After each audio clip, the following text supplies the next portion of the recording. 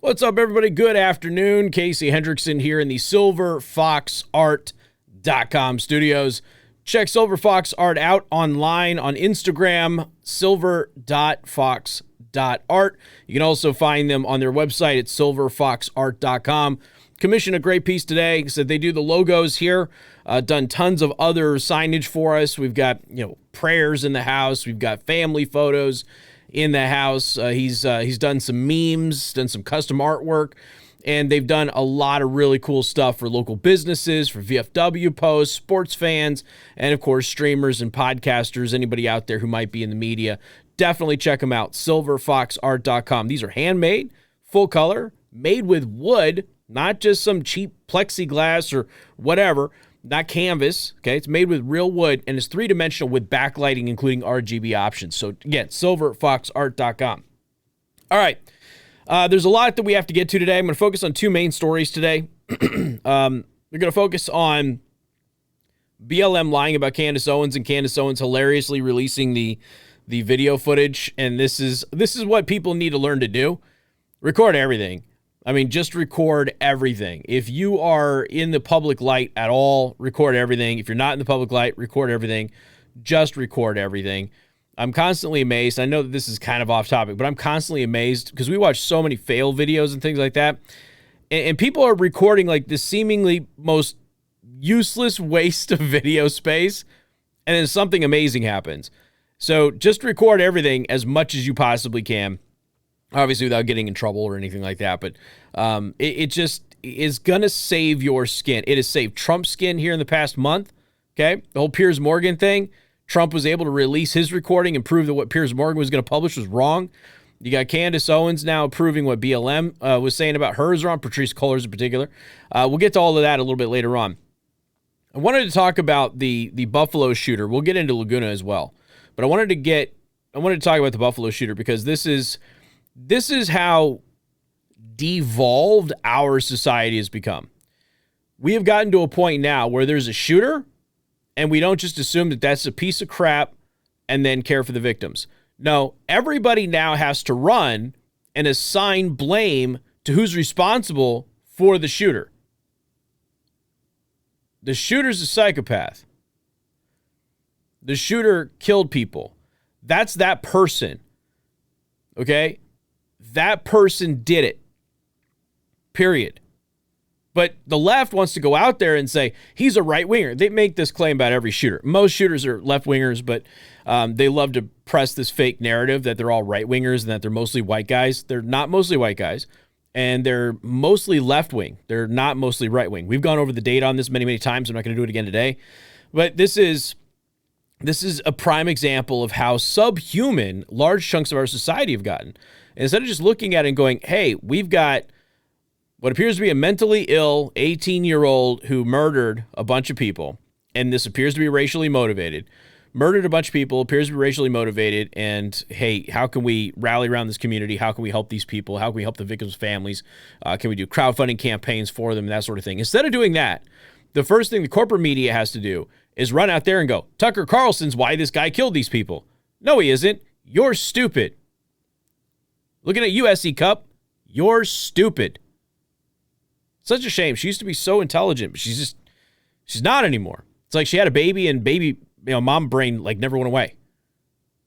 It's supposed to be a temporary post-pregnancy sort of a thing, but mom brain never left SE Cup. She's just consistently been in mom brain ever since she gave birth. So this is how our society just completely devolves, right? Instead of it just being a crazy person who did this horrible thing, we need to rally around the victims and help them. It becomes, who's responsible for this person? Who created this person? Because nobody in our society wants to accept blame for their own actions. That's the thing. And of course, this is very hypocritical. You've got people out there running around, like SE Cup, running around and saying, hey, this is what happens when Fox News says what they say. What are you talking about?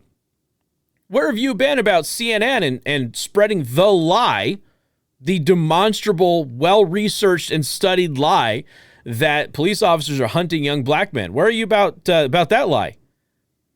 Because that directly led to violence. Lots of it.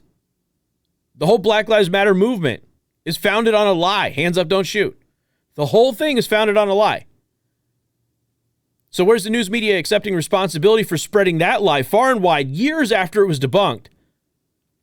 Gretchen Whitmer, just a year ago, out there doing hands up, don't shoot at a BLM protest in Michigan while telling everybody else they had to be on lockdown. And maybe it's 2 years ago. Where's the news media taking responsibility for the violence that came from all of that? They don't want to, because it's about tribalism. This is about spreading the blame on the other side. Our side can do no wrong. The other side can do no right. That's what it's about. And the overwhelming majority of shooters do tend to hold left-wing ideologies. This one included. But he's being espoused as a right-winger. Why? Because he appears to be a white supremacist. And we've talked about this many, many times on the show. You'll go through every single time there's a mass shooter. Every time without fail.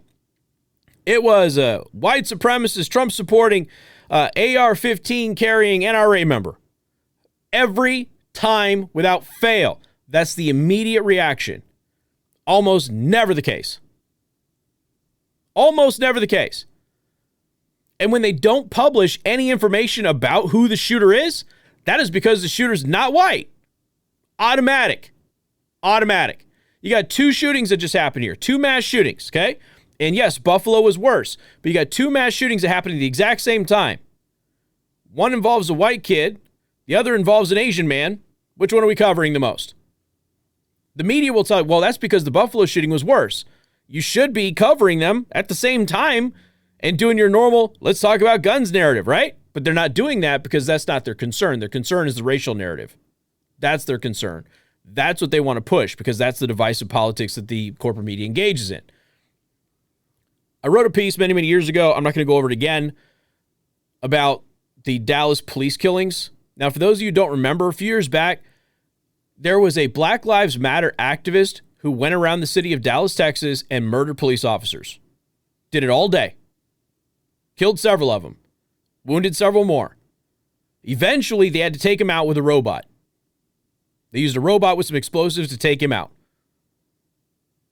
That was motivated by all of the talking points of Black Lives Matter and all of the talking points of Black Lives Matter that were regurgitated by the corporate media.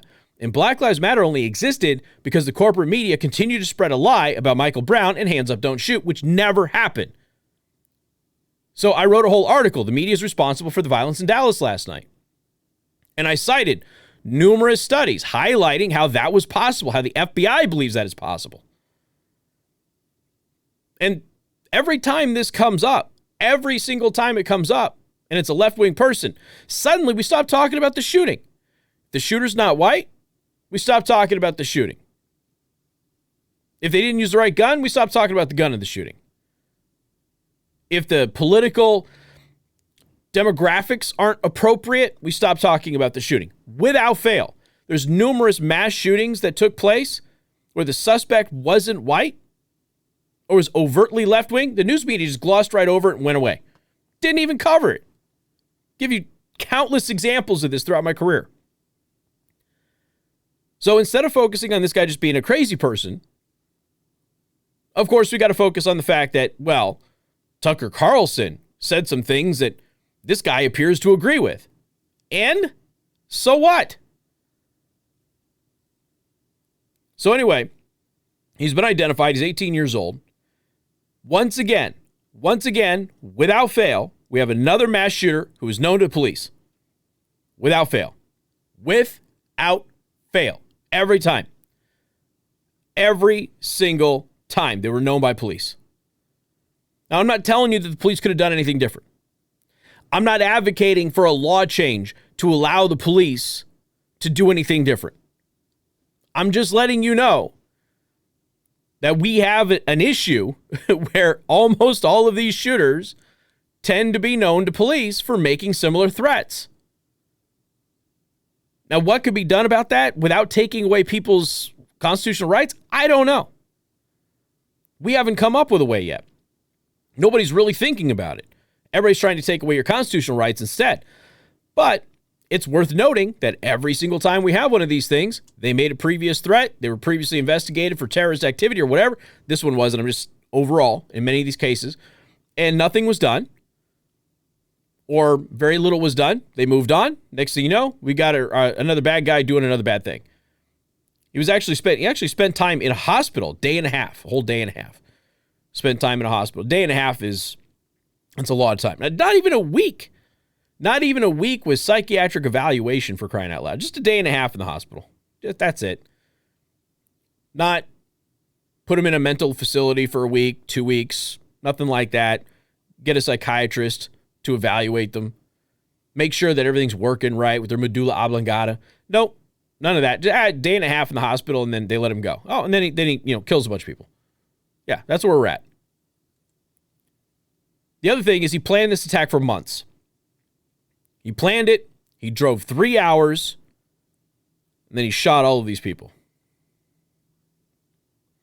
He's on suicide watch now. He almost killed himself outside of the grocery store, but he changed his mind or was talked out of it. Depending on which story you read, that narrative changes a little bit. Now, the reason I want to go into this here, so he used some Nazi paraphernalia, okay? And for the record, I've seen 180 page, I've seen 106 page, I've seen 108 page. I don't know how many pages the manifesto was. I'm not really sure. This is actually a link to it. Oh, did they actually rip it? Hold on a second. They might have ripped it, and I didn't know that they ripped it. No. Everybody who tried to download his manifesto at this point in time has done a terrible job of it. Because Google, the moment he described himself as moderately left authoritarian, the moment he did that, Google cut off his manifesto. Generally speaking, when it's a white supremacist or if it's somebody who's right wing, the manifesto links stay up. The moment you find out that this person is saying something that's contradictory to the narrative, suddenly the manifestos come down. This is not the first time this has happened. So in the manifesto, he does describe himself as left authoritarian, okay? But the moment that came out and people were pushing that on social media, suddenly Google locked down his manifesto. Suddenly just locked it down. Oh, interesting. Apparently this place did as well because they tried to link to it, and Doctoroid took it down also. So I don't know why people chose not to download the thing and host it on their own servers, but, whatever. It's just a PDF document, folks. It's not going to take up much of your server space. You'll be fine. So anyway, he basically interviewed himself. Are you a Christian? No. I do not ask God for salvation by faith, nor do I confess my sins to him. I personally believe there is no afterlife. I do, however, believe in and practice many Christian values, okay? So, he's not a Christian. Are you a fascist? Yes. Okay. Now, the left is using this. Well, he said he was a fascist, therefore he's got to be a right-winger. No, fascism is a left-wing ideology. We have been over this many, many times.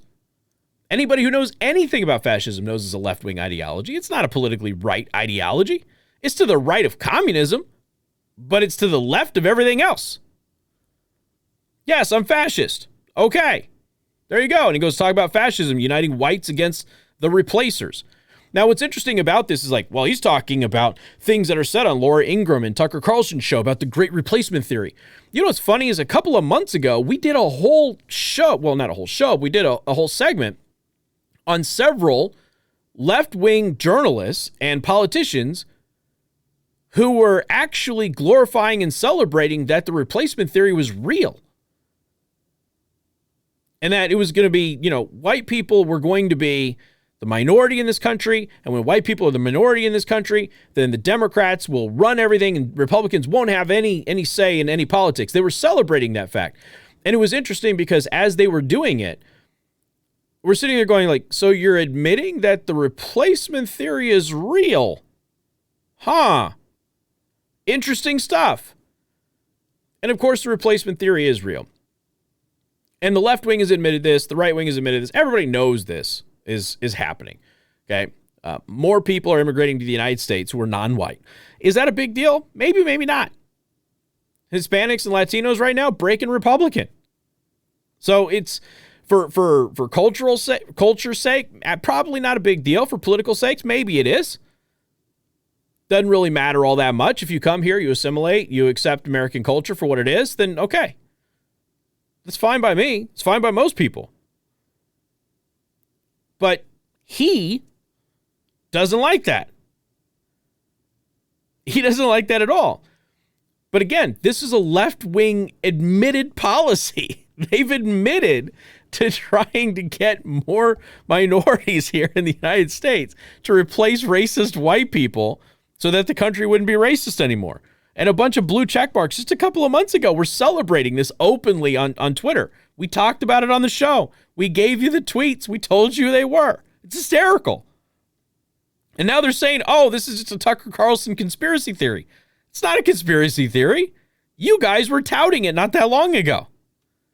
You weren't touting it as a conspiracy theory as a bad thing. You were touting it as a positive thing to fix and heal the racist white America that you know. Are you white supremacist? Yeah, I call myself a white supremacist. There you go. There's no ifs, ands, or buts. He's a white supremacist. He's admitting it, okay? Are you racist? Yeah, I'm racist. He gives his definition of what that is. Doesn't really mean anything. He, like most of these left-wing weirdos, boast their high IQ. I've never known an intelligent person to boast about their IQ. I just haven't. I've known many people who run around and talk about, my IQ is this. The moment somebody tells you what their IQ is, just assume that they're stupid. Yeah, they took like one of those BuzzFeed tests or something like that, and there you go. They're usually not very bright. Okay, people who have to tell you that sort of thing are usually not very intelligent, and they almost always lack basic common sense. Almost always. Let's see. He implored a dedication to environmentalism, left-wing ideology, sort of green nationalism espoused by pagan groups. Okay, left-wing, and again, he says this in his manifesto that on some things I'll be considered right and on some things I'll be considered left. I identify, and we'll get to it, I identify as a left authoritarian, which would be right in the realm of fascism. That's what left-wing authoritarian is. It's fascism. The shooter writes at length about various groups of people, from the blacks to the Jews, and goes into excruciating detail about the firearm that he used and various other items he intended to use to kill his victims. And again, when you attack the Jews, almost exclusively left-wing people. People on the right tend to like Jewish people quite a bit. People on the left have a real anti-Semitic problem. We've talked about this for many, many years. The shooter describes his plan as eliciting the removal of gun rights from Americans, a move which he believes would spark a fight over the Second Amendment in the United States. The shooter, before going to the grocery store where he committed this atrocious act, implored others to kill high-profile enemies before naming George Soros and other individuals. And George Soros is an evil guy. I'm not saying that he should be killed, but the world will be a better place when George Soros passes away naturally. Maybe he thought a random high-profile individual would be at a grocery store. Don't know. All right, so he says there are well-known enemies of our nations, enemies of our race that freely walk through our societies, heads held high, believing themselves untouchable, and they will soon find out, yada, yada, yada, okay? All right. And it's almost like and this is also a Nazi-esque type belief. You purge everybody, and then you allow new, it's almost like a forest fire. You blow through the forest to allow new life. So you get rid of all of these so-called untouchables, as he described them. You get rid of them, and then new leaders will grow, and those new leaders will hopefully be better. So, okay, we'll see. Let's see. He ends his manifesto by saying, I hope to see you all in Valhalla. Of course, it's Norse mythology, yada, yada, yada. All right, so next. Let's go here. Again, they're blaming Tucker Carlson, which makes absolutely no sense whatsoever. He did have a Bushmaster. I think I got an article here with the gun store that sold him the Bush. See, this is a 106 page. Like, they're all over the place. It's a 108 page, 106 page. What is it? And I don't know because I didn't download it because I unplugged for the weekend. Most of you know that. Let's see.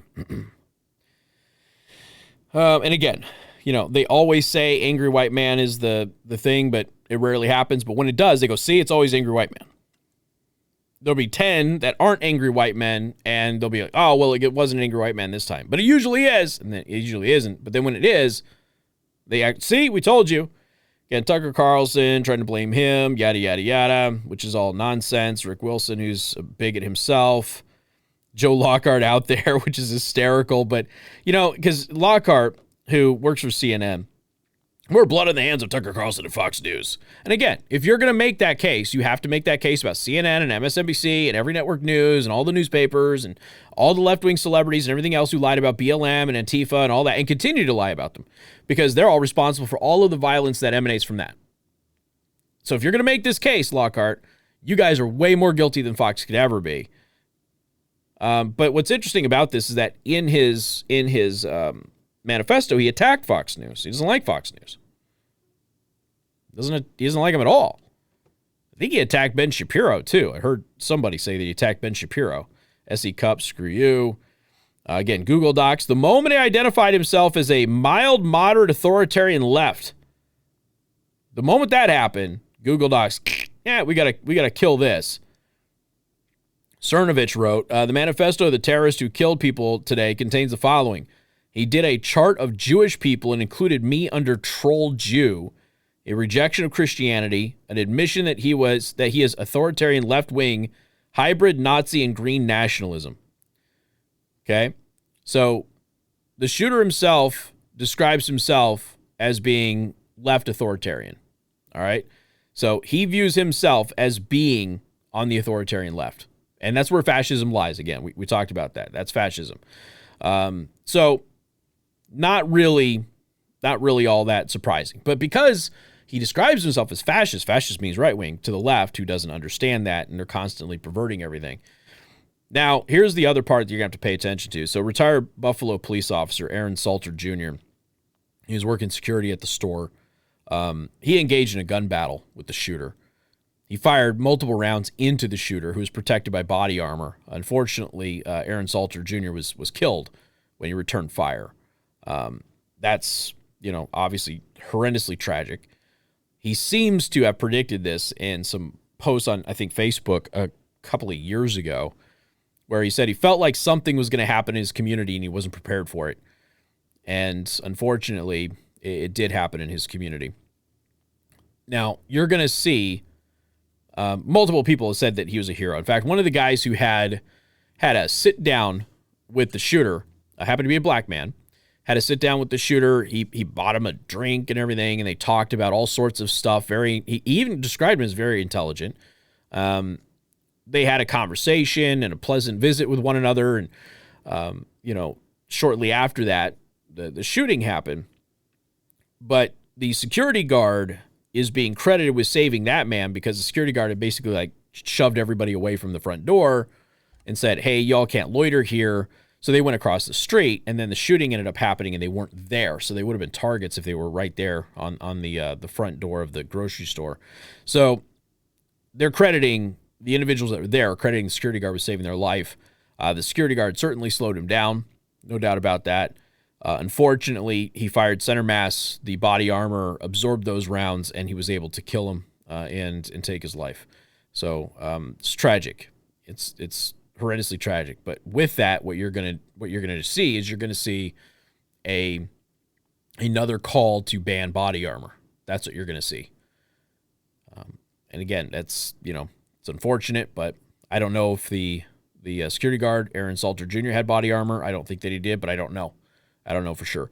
If he did, it probably wasn't up to standard. But like I said, do you actually think that that's going to happen? Do you take those precautions? It's one of those things that you have to figure out for yourself. But again, it's important that people kind of understand that this guy described himself. He didn't really like conservatives. He describes it not being conservative, called it corporatism in disguise. He did support the gay community. He did call transgenderism a mental illness. Okay. But like I said, depending on his position, left and right wing, but he described himself as mild, moderate, authoritarian left. That's how he describes himself. Doesn't describe himself as a right-winger or anything else. And that's the sad part is, you've got people who are running on this as if it's somehow supposed to be important. It's not. It's not important. We've got all of these victims, many of whom are not going to come home again, and their families, and you got a community reeling. People should be focusing on offering them support instead of trying to make this a blame game about politics. I don't want to come on here after every shooting or every mass incident.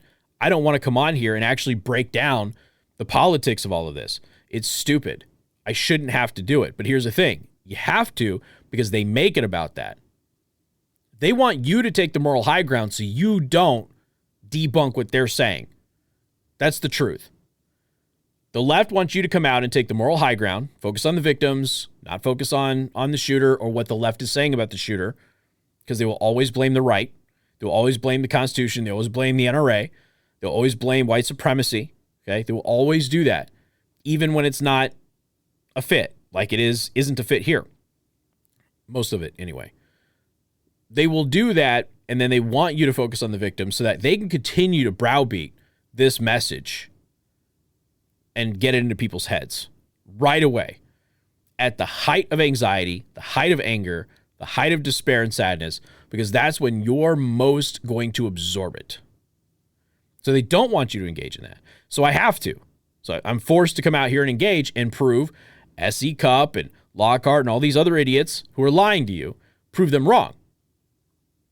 With the shooter's own words. That's the problem. We are in a position where we're not supporting victims. We actually have to deal with this nonsense. But that's their strategy.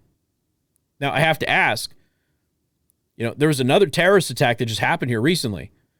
And Senator Ron Johnson is asking, hey, why isn't this being called a domestic terrorist attack? It's a great question. That's a great question. There's been we talked about this on the show. This is clearly domestic terrorism. This is the definition of it. Okay. So you've got a pro-life clinic gets bombed. Story basically goes away. The left doesn't talk about radical pro-abortion activists.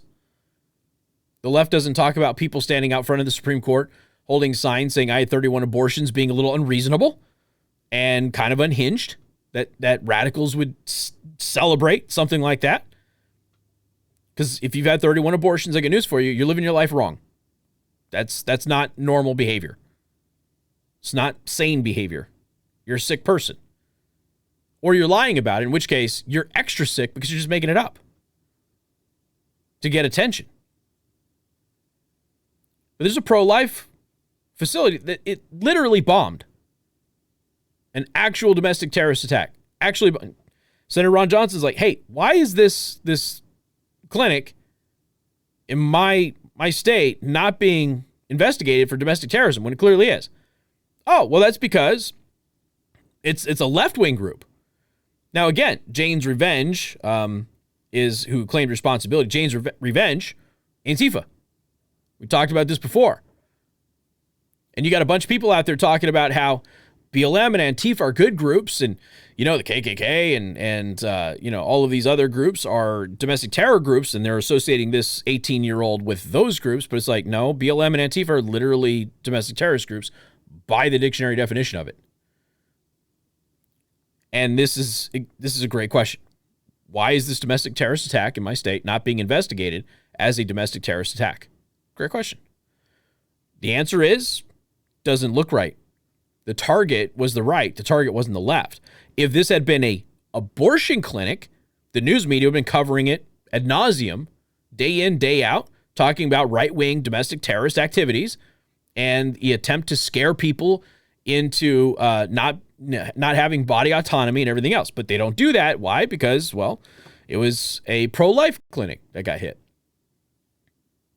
Now let's talk about Laguna Woods, which get no coverage.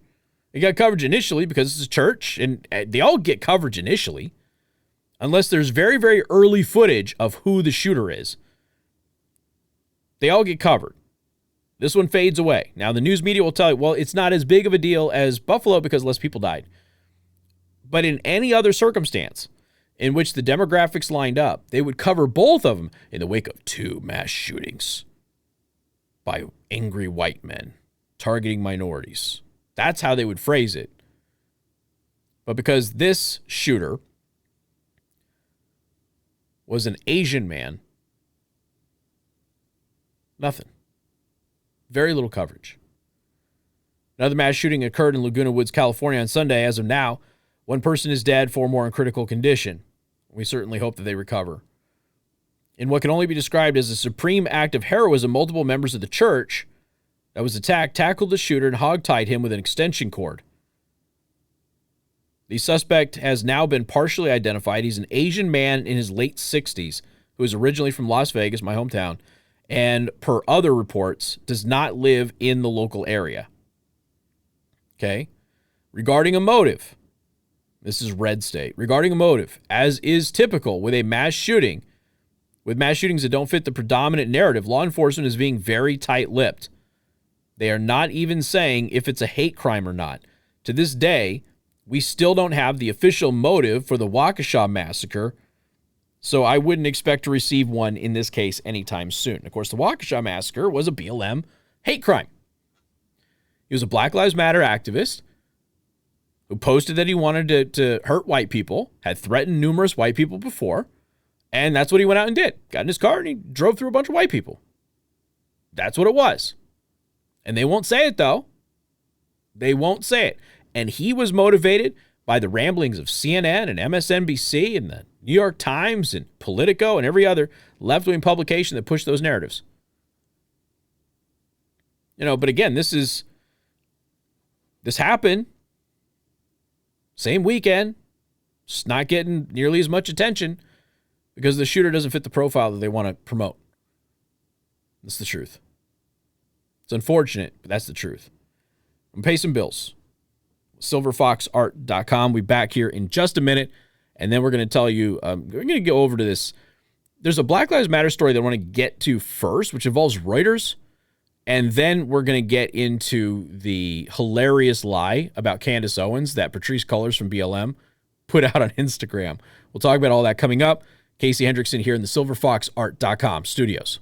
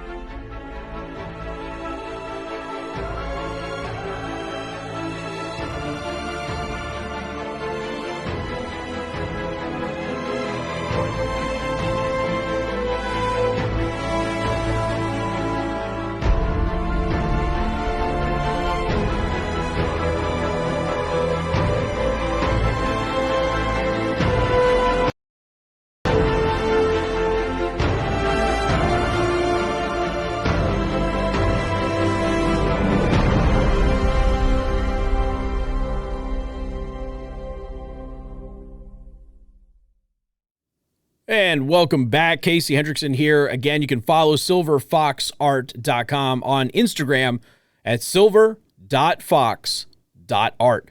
So I wanted to go over this because the next story I have involves Reuters, and it is a doozy. But Reuters is running with this photo, and hopefully it's big enough for you all to see, but Ukraine says that it has repelled Russian incursion in the Sumy region. All right, cool. No big deal. And then they show paintball. Now, for the record, they credit the photo in the article, okay? And the photo credit is accurate. But why, with a story Ukraine says it repelled Russian incursion in Sumy region. Why are you using images of Ukrainian soldiers doing paintball? And they are Ukrainian soldiers. This is a training exercise from last month. Why would you use paintball photos of Ukrainian troops for the featured image of this article? It doesn't make any sense. And some people tried to defend it and say, hey, look, this is actual Ukrainian troops doing house clearing exercises and things like that back in April. It is. There's tons of photos. I actually linked, I'm back on Twitter's Fake News Flash, by the way. I actually linked to the entire archive of these Ukrainian troops doing it. All right. But the point is that, and I was responding to somebody, using month-old training photos for a story like this isn't appropriate. We don't use photos of U.S. troops using sim rounds or Miles equipment for a reason. For the rest of you, and then I linked to the actual images. It just doesn't make any sense. Like, why would you do that? I don't know. It's bizarre. But the other thing it does is it puts Reuters in a position where they're like, well, why did we use paintball instead of all of the other images of Ukraine that we have right now? It doesn't make any sense. Why would you use paintball? You're right. It doesn't. They just found something that they had from the Sumy region. These were Ukrainian troops in the Sumy region doing training a month ago. And they decided to just, they're in the Sumy region. We'll just use them using paintball. As somebody pointed out on the post, that the person who actually used this for the article probably thought that these were real weapons. You're probably right. Okay, you're probably right. It just didn't make any sense. Yes, the Ukrainian troops. Yes, it's a training exercise from last month, but it's wholly inappropriate to be on an article with that headline. It doesn't make any sense. So next, we've got this, because this also involves Reuters, okay? Zach Kriegman had worked at Thomson Reuters for more than 6 years, most recently as the director of data scientists. The director of data scientists. It's like he runs them. That's his job. Concerned with data and statistics, Kriegman and his team advised numerous other divisions within the company. So he works for Thomson Reuters. They do, statistics and that sort of thing, and they compile data, and everybody else in the Reuters umbrella uses their statistics, their data for their articles, their publications, and that sort of thing, right? So and he's the director of it. It's a very big deal. In 2020, Kriegman noticed some changes within the company. Coworkers published numerous articles about white privilege. Now let's go back to, as we're starting to get into this. Whoa, shivers. Let's go back to how SE Cup and CNN and MSNBC are saying Tucker Carlson is responsible for the violence that happened in Buffalo, New York. Fox News is responsible for the violence that happened in Buffalo, New York, because they push conspiracy theories. Conspiracy theories that left-wingers just a couple months ago admitted were true and were advocating. Just keep that in mind as we dive down this. He noticed that his coworkers were publishing numerous articles about white privilege on the company's internal collaboration platform. When the Black Lives Matter riots broke out that summer, the platform was filled with support for the organization without any question as to the narrative being told about race in America. Right, we talked about this a lot. The entire BLM situation was based on a lie. It always has been. Black Lives Matter never showed up for John Crawford, who was an innocent black man who was gunned down by police officers in Ohio. That police officer lied and said that he ordered him to drop his gun. He was in Walmart buying a BB gun for his kid. Somebody called the cops, a white guy, called the cops, a white liberal, pasty white liberal, called the cops frantic, lying and saying that John Crawford was pointing that gun at kids and shoppers and everything else. The police officer shows up, comes around the corner. John Crawford's on the phone. He's got the BB gun down here. He's on the phone talking as he's walking through the store. And the police officer just shoots him. Crawford never saw him.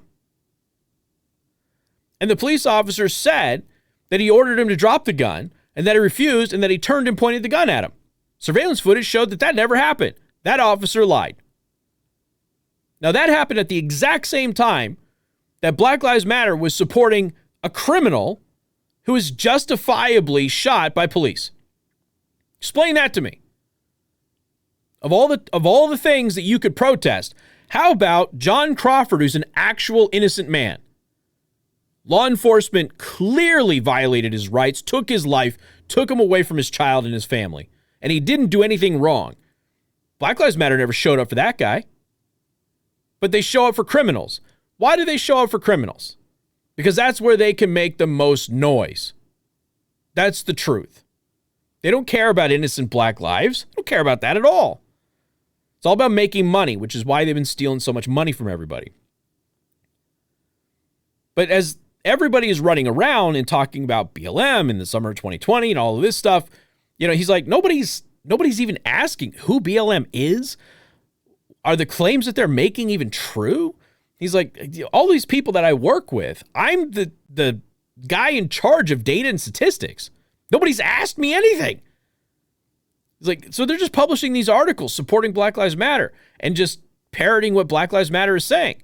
He's like, but nobody actually looked at the data. So I did, because that's my job. My job is to look at the data, and that's what he did. This concerned me. I had been following the academic research on BLM for years. He actually gave some examples. And I had come to the conclusion that the claim upon which the whole movement rested, that police more readily shoot black people, was false. And it is false. There isn't any research that says it's true. All of it says the opposite. Kriegman wrote in an article published on Barry Weiss' Substack. The data was unequivocal. It showed that, if anything, police were slightly less likely to use lethal force against black suspects than white ones. Kriegman discovered that based on a database of police shootings compiled by the Washington Post, police have fatally shot 39% more unarmed white people than black people in the past 5 years.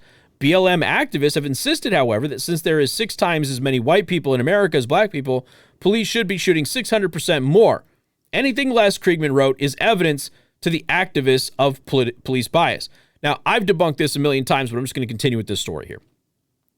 Kriegman suggested that such a comparison isn't as accurate as comparing black suspects who pose grave danger and white suspects who do the same, but wrote that there isn't reliable data for such a comparison. Instead, he used Deputy District Attorney for Los Angeles County Patrick Frey's calculations based on FBI data that found, quote, Black Americans account for 37% of those who murder police officers and 34% of the unarmed suspects killed by police. Meanwhile, whites make up 42.7% of cop killers and 42% of the unarmed suspects shot by police, meaning whites are killed by police at a 7% higher rate than blacks. Right. Kriegman broadened the analysis to include armed suspects, finding that with those numbers included, whites are shot at a 70% higher rate than blacks. He then mentions the only study that looks at the rate at which police use lethal force across racial groups, conducted by Harvard economist Roland Fryer. Now, Fryer's a black guy. We talked about this story before. He's a black guy who did this study to prove the BLM narrative. He went in there with a bias, actually, but to his credit, followed the data. Fryer, who is black, tried to prove BLM's narrative in 2016, but ended up disproving it by finding that while black Americans and Latinos may experience some amount of police force, they are less likely to be shot by police than whites. He got fired. When he shared his findings on Thomas Reuters' collaboration platform, he was met with vitriol by white coworkers who lobbed insults at him rather than provide even a single substantive challenge to the facts that I was citing. Keep in mind, this is the guy who's in charge of data and statistics over there. Kriegman wrote that his post was removed when he stated his concerns and that if he discussed the issue on internal company communications channels, he would be fired. Without a resolution, he emailed colleagues and company leadership discussing the attacks, and the next day he was told by the Human Resources Department that he no longer had access to his company computer or communication systems, and 3 days after that, he was fired. Why? All because he actually did the research and he found out the BLM was not telling the truth. But again, the corporate media, they're all out there, CNN, MSNBC, New York Times, LA Times, Washington Post, Politico, you name it. They're all out there spreading this narrative. This narrative is why there's violence in the streets. This narrative is why the ambush killings of police officers have surged. This narrative, this false narrative, is why attacks on police officers have surged since the Michael Brown case. And you've got the same media who pushed these lies, which led to violence, led to the murders of police officers in Dallas that night. They're the ones now claiming, oh, Tucker Carlson is what caused the shooting in Buffalo. Really? You're going to play that game? BLM, again, I told you when they first came out, people were like, well, who are these groups that keep popping up? I'm like, they're just money laundering scams. That's all they are. They're designed to get people famous and rich and then disappear. That's what it is. And that's exactly what BLM is. They've raised billions of dollars, yet at the end of May, they had $19,000 in the bank account. Suddenly they got, multi-million-dollar mansions all over the continent of North America. Nice, expensive car collection. Local groups not getting much money. Local groups suing the national BLM group because they're not getting any resources or any funding or any support. Yet they're giving them tons of money. Act Blue processes the donations. Whatever Act Blue siphons off goes right into the DNC.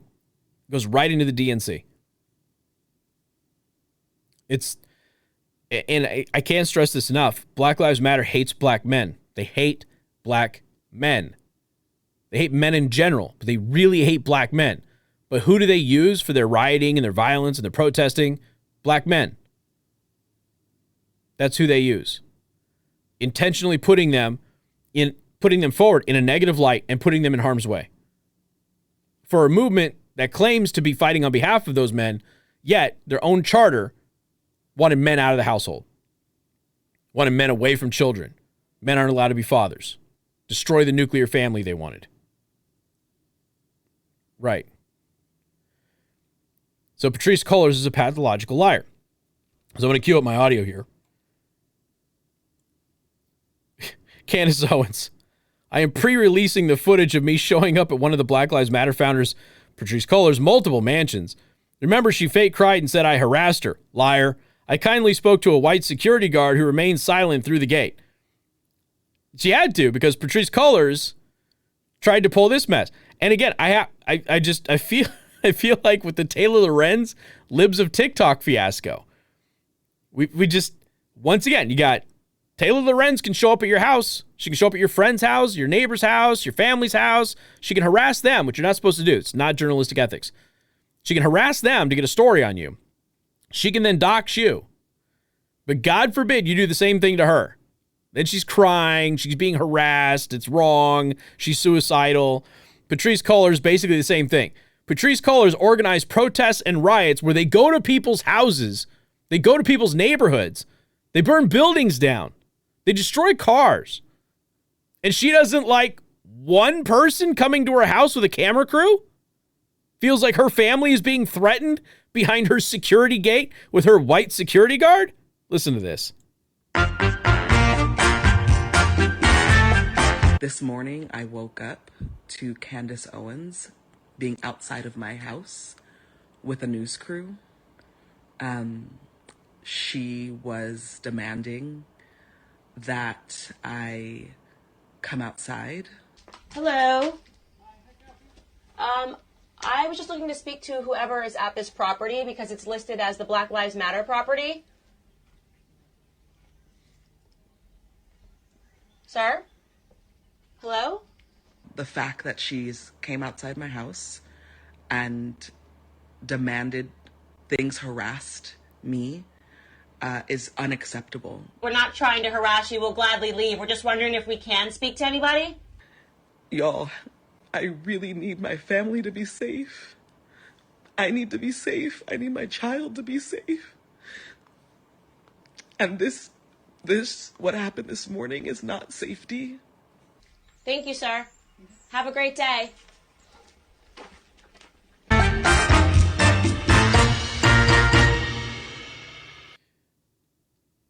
Patrisse Cullors doesn't care about going to people's houses. You think she cares? Do you think she cares if people are protesting outside of the houses of Supreme Court justices right now? She supports that. She supported getting in Trump supporters' faces. She supported getting in Republican politicians' faces. Her organization has actually taken the microphone away from Bernie Sanders. She supports doing all of that stuff. She supports going to people's homes and harassing them. Her entire movement is built upon doing that. But watching the people who are like, oh, it's not fair for you to be harassed by Candace Owens. Candace Owens is like one of the nicest people ever. She's combative in her interviews, but personally very, very nice, very humble. But it's so you sit here and you watch this. Like all of the people who are just cheering on Taylor Lorenz doxing Libs of TikTok suddenly are really upset with Candace Owens showing up at one of the mansions that Patrisse Cullors owns. Right. And Patrisse Cullors calling, my family's not safe. No, people's families aren't safe in cities that you're telling your people to burn down. Oh, we don't tell them to burn it down. Yeah, you do. This is, there aren't words. There are not words for this. I mean, seriously, you look at some of the tweets here. There really are not words. I honestly don't even know fully what to say. My instant reaction is to go down like a list of 1,000 times that BLM has done this to other people, but that would take too much time. I mean, it's just God forbid. Yeah,